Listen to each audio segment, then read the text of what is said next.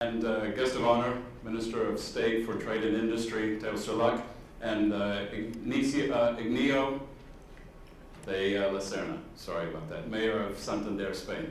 So thank you very much for joining. And colleagues and friends, thank you for the opportunity to share a little bit about what's happening with IoT and what we're trying to think about as Singapore and what we want to do to aspire to be a smart nation. What we want to try and do in order to build and bring together technology and people and policy in order to lead the world in a lot of other areas, while at the same time teaming with cities around the world that are already blazing some trails, as is Santander, and we'll be hearing about that. So my goal for this morning is to have an opportunity to share a couple of ideas about things that IDA is thinking about in cooperation with a lot of colleagues, and at the same time ask some questions. To pose some questions that might be helpful to think about. So as we take a look, what I'd like to do is think a little bit about this example. And my goal is to try and share a few examples that just get us thinking about what might be possible, because there's lots of definitions around what IoT might be. And for those that may know about it, you're looking at something that Google is trying to bring out. And there's several different uses for it as you think. There's something around diabetics and glucose monitoring through the tears in the eye. There's also the possibility of a camera which would allow those with impaired vision to be able to see things that they could not otherwise see. So if you think about something now, how does IoT continue to evolve in ways that help affect our lives positively? And that's really one of the themes that I'm going to be bringing forward, is how do we want to think about IoT as something that affects our lives positively? Because this is something that we can have, as Minister of State called it, lots of cool things and lots of toys, but we really want to think about these as improving lives of people around the world every day. Now there's things that have to be handled, and I'm not going to spend much time on this slide, but this is a small example for those that are interested in it. This is something that we have to think about from a technology perspective. The data layers, the security, the communications. How do we think about all these different things when we think about IoT? Because without this working, IoT is not something which is achievable. So there's lots of practical issues to be thought about. Then there's things such as standards. There's a lot of standards around the world, and ironically, when you talk about standards, you need harmonization. You don't need lots of competing standards. So we want to make sure that Singapore has its voice in this, and so we're working to set up an IoT Standards Technology Committee that we'll be working on with many of our friends and colleagues in different agencies in Singapore. How do we make sure that our voice, our concerns, are brought into any dialogue around the world around what standards might be needed for IoT? So today there's many different thoughts around it. The good news is there's a lot of discussion about trying to bring those standards together, and so we want to make sure the Singapore voice is very much in this. Now, why Singapore? Because we're the perfect microcosm.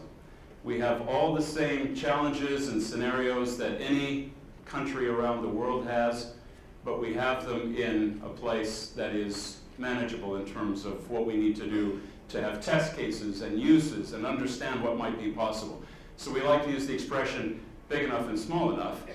Big enough in order to be a relevant test bed and a use case. How do we think about the issues that affect aging populations? How do we think about energy efficiency? How do we think about public safety and transportation and logistics? But at the same time small enough so that if we need to try and make an adjustment, we can do so fairly easily. So big enough and small enough is a great strength of Singapore. And so we want to try and make sure that we use this strength to our benefit. Here's an example that I like to try and share because it helps make IoT personal and real. So this is a particular technology which is not yet publicly available, but if you want to talk about something which is cool and something that affects citizens' lives, I think this is a great example. Something called Artifact. So if you wanted to look it up, it's something which is not yet available, but they've got an amazing website and an amazing way of continuing this conversation, and I'd encourage you to take a look at it. Here's why it's personal.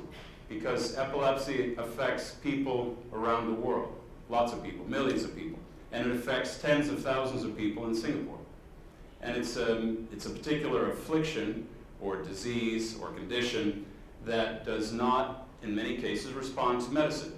as an example, some very close friends of ours have a young daughter who has ongoing seizures, and they've been to specialists in Singapore and in North America and in Europe trying to understand what causes that. And so far, unfortunately, they've not been able to do so. She's on a medication set which is at its highest level at this moment, and beyond that is considered unsafe. But she still continues to have seizures. So for us as a family, this becomes something very personal because they're very dear friends of ours. This is something that might be addressable through something like IoT-based technology. Here's why. If you think about this particular sensor, on your skin, if you feel that you're having a significant seizure, you can press it, and it issues an alert both to your pre-designated caregivers, as well as essentially calling emergency services. If you were to tap it more lightly, it gives you an indication of when you feel a less significant seizure, and it gives you a data set that says, okay, this was what was happening at the time, here's where I was, here's what the environmental conditions were. So it gives you a richer data set to try and understand. Whereas today, there's notes. You know, I was here, and it was this, and blah, blah, blah, and you try and make notes, which is not something because memory is imperfect. So this is a way of trying to think about this. Now, if you were to bring all this together, and you have tens of thousands of people over time that had a technology like this, then you have a very rich data set. And as you know, data sets that are bigger and richer give you an opportunity to have more and more research and more understanding. So this type of technology would be an example of how IoT enables people's lives to be improved, in contrast to some of the other examples that are sometimes used about, you know, the smart fridge telling you it's time to order the milk. Which may be fine, but this is something that also gives you a real sense of citizens' lives. Okay, now I may be interested in tech to the point of being off some reservation chart here, but at this stage, I would put that sensor in me, because that sensor, I want to tell me more about myself. I'd like to know with genomic profiling what types of conditions I may or may not have, and I'd like a sensor like this, which is a real sensor, to be able to tell me whether my food intake, my physical exercise, what I'm doing at that moment in time is likely to be positive or negative as me, as a person. So I like this type of technology, and if you think about this, IoT could in some ways become all of us as points on the Internet of Things, or Internet of Everything. So we could all become parts of IoT. But the more I know, the better choices I can make. And this is what I would like to be doing as I get older. I like being in the ocean, so for me, I'm not as fit and healthy as Minister of State, but I would like to continue to be out in the ocean. I love it, but I cannot do that if I'm not healthy. I cannot do that if I don't continue to age in an active and healthy way. So I want to make sure that this is the lifestyle that I can look forward to together with my wife after the kids have grown up and finished their education. This is what I'd like to do. And that's where knowing more about yourself, whether it's sensor-based on you or near you or around you or in you, helps make better decisions as you go. So what we're trying to do is think about this in the sense of Internet of Caring things, and that's not our term, that's something which is already publicly available, but this idea that IoT will make the most sense when we think about it in the context of how does it help improve our lives. And the idea is, with this particular example of a product, it's just a way of showing, and there's many products that are in development, but this particular product says, I will aggregate the smart devices in your home so that I can tell you what's happening in and around your environment. So whether it's you with something on you, whether it's a Fitbit or Jawbone, or there's something which is your phone or something that you have brought into the house, or Nest as a thermostat, whatever it might be, something like this would be an aggregator. What's happening? How do I gather that data? How do I interpret that data? How do I tell you what was last week's information? I just received my electricity bill the other day, and it said, here's what neighbors like you are spending. Are you spending more or less? And the whole idea is the more you know, the better decisions you can make. Now we have to confront the reality that says, in order to know more things, we have to decide how comfortable we are with this topic of privacy. Because in order to know more things, I have to make more information available.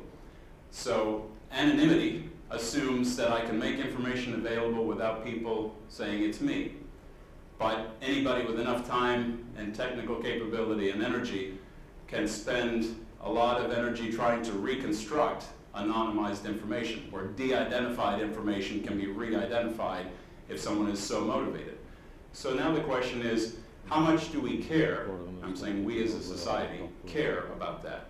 Is it okay that some information is out there if it's something for the greater good? If it's something for me, am I willing to try and have some more information than I currently do become available? So I'm not proposing that there's a right or a wrong answer, but I'm saying anonymity is one of these questions that we have to think about. Anonymous information, private information, confidential information, we have to think about what that means for us. Here's some builders of the future. These are some young professionals in Singapore working up in one launch pad, or launch pad up at One North, I should say, launch pad at One North, which a Minister of State just opened not too long back. And we have a lot of companies that are spending time building new technology, new ways of solving problems. And these are some of the builders at the latest cohort. And so some of these young professionals are already working on things that affect citizens' lives, that affect how we think of things in a medical sense or how we think of things in an education sense. And we want to support the building of technology with IDA labs. So what we're looking at right now, this is a shot of some younger kids that are being mentored by some older kids as they take a look at what might be possible with Raspberry Pi. So this idea of building something, and then if you really want to think about where the future of IoT and IoT products is likely to go, it's going to be built by these guys. It's going to be built by young kids that are excited about technology. That was at our Arduino Day a couple of weeks ago. There was more than 300 young kids in the group with us. We had more on the list than we could accommodate, but we had a real excitement and energy around building things. So when it comes to exploring and experimenting and seeing what might be possible with where IoT goes, it's going to come from young kids like this that are curious and interested in exploring.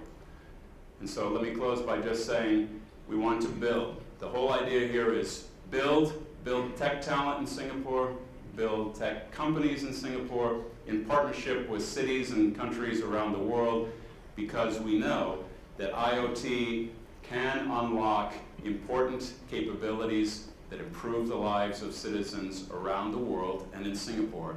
More than an experiment, more than a curiosity, it's real, it's inevitable, and we'd love to try and make sure that Singapore plays a leadership part. Thank you very much.